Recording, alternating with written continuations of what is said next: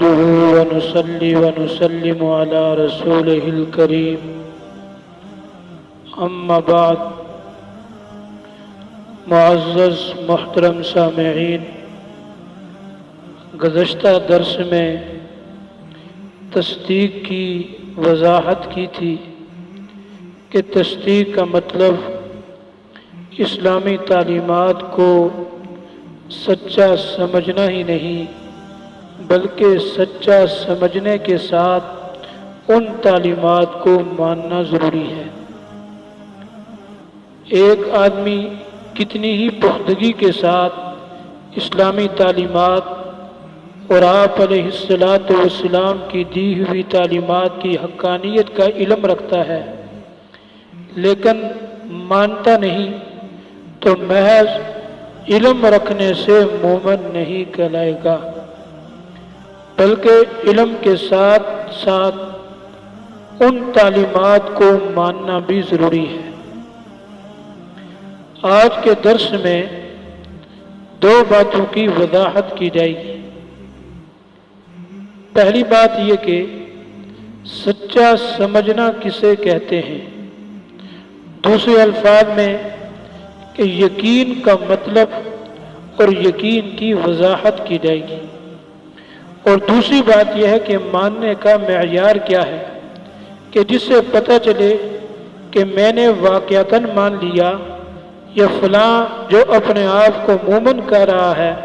اس نے واقعتاً مان لیا۔ پہلی بات کہ یقین کا مطلب کیا ہے اور سچا سمجھنا کسے کہیں گے، تو اس کا مطلب یہ ہے کہ آپ علیہ الصلاۃ والسلام کی دی ہوئی تعلیمات کے بارے میں یہ یقین رکھنا کہ سچائی کا مصدر آپ ہی کی تعلیمات ہیں، سچائی آپ ہی کی تعلیمات میں آ کر ختم ہو رہی ہے۔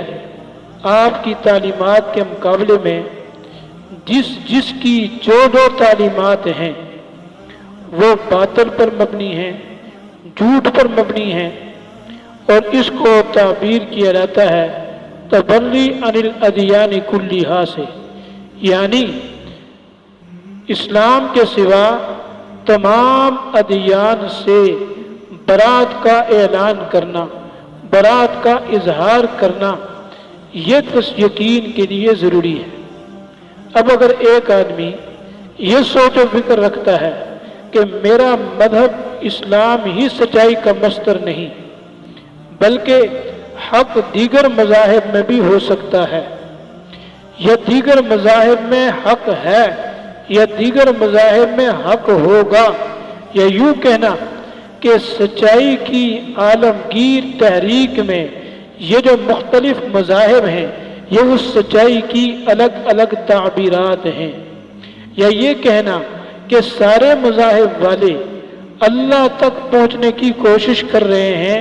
اور میں بھی ایک اللہ تک پہنچنے کی کوشش کر رہا ہوں، لہذا ہم اس کوشش میں برابر ہیں، ہمارا ایک ہی درجہ ہے۔ اب اگر کسی بندے کی سوچ و فکر نظریہ اس طرح کا ہے تو دراصل اس بندے کو نبی کریم صلی اللہ علیہ وسلم کی دی ہوئی تعلیمات پر یقین نہیں بلکہ اسے شک ہے، یہ اس کا حسن ظن ہے۔ شک اور گمان اور حسن ظن کے ساتھ ایمان معتبر نہیں ہوتا۔ کیوں؟ اس لیے کہ ایمان کے معتبر ہونے کے لیے یقین کی ضرورت ہے، یقین کی ضرورت ہے، اور یقین علم کے اس درجے کو کہا جاتا ہے۔ کسی شے کا یقین یہ کہلاتا ہے کہ جس میں شے اپنی ضد کا احتمال رکھتی ہی نہیں ہے، شے اپنی ضد کا احتمال رکھتی ہی نہیں ہے۔ اب حضور صلی اللہ علیہ وسلم کی تعلیمات پر یقین رکھنے کا مطلب یہ ہے کہ سچائی صرف اور صرف انہی تعلیمات کے اندر ہے، حقانیت انہی تعلیمات کے اندر ہیں، اور اس کے مقابلے میں جتنی بھی تعلیمات ہیں وہ ساری کی ساری بطلان پر مبنی ہیں، جھوٹ پر مبنی ہیں، حقیقت پر مبنی نہیں ہے۔ یہ مطلب ہے یقین کا۔ جب تک اس درجے کا ہمارا یقین نہیں بنے گا تو میری محترم معزز سامعین ہمارا ایمان درست نہیں ہوگا۔ دوسری بات یہ تھی کہ ماننے کا معیار کیا ہے کہ جس سے پتہ چلے کہ میں نے مان لیا، اور فلاں جو ماننے کا دعویٰ کر رہا ہے اور میں اس کی نسبت یہ کہنے لگوں کہ واقعتاً اس نے مان لیا ہے، تو ماننے کے معیار کو شریعت نے استلزام طاعت سے تعبیر کیا ہے۔ اس کا مطلب یہ ہے کہ مومن وہی بندہ ہو سکتا ہے جو اپنے آپ کو حضور صلی اللہ علیہ وآلہ وسلم کی دی ہوئی تعلیمات کا پابند سمجھے، کہ میں اللہ کی طرف سے دیے ہوئے ایک مکمل ضابطۂ حیات کا پابند ہوں،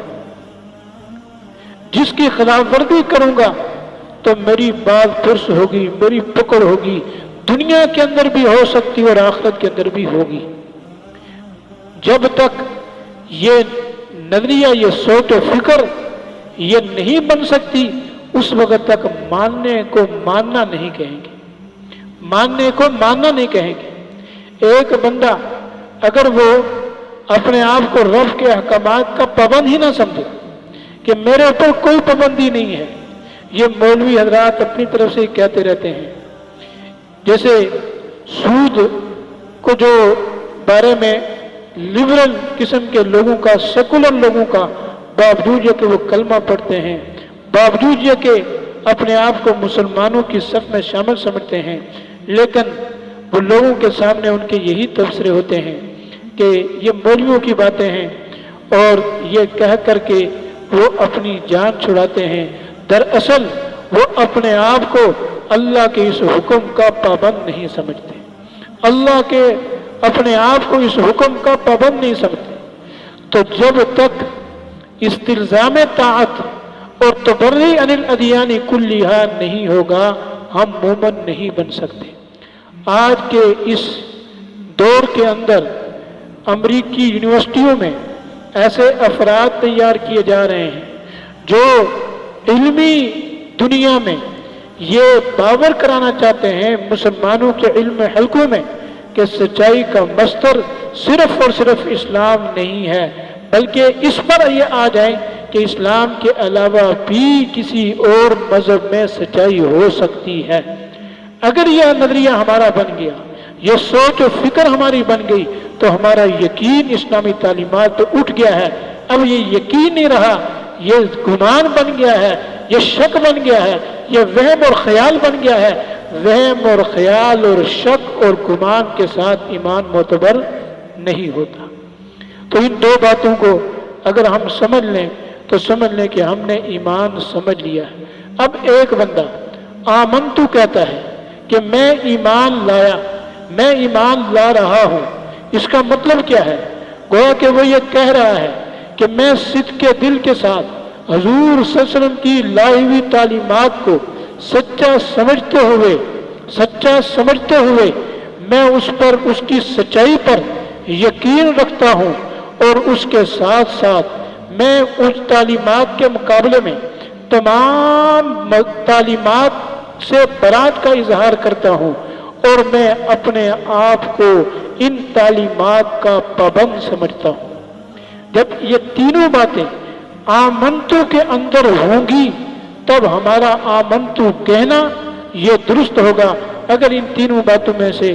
ذرا سے بھی کمی ہو گئی تو پھر ہمارا آمنتو کہنا یہ درست نہیں ہوگا۔ اللہ رب العزت عمل کی توفیق عنایت فرمائے۔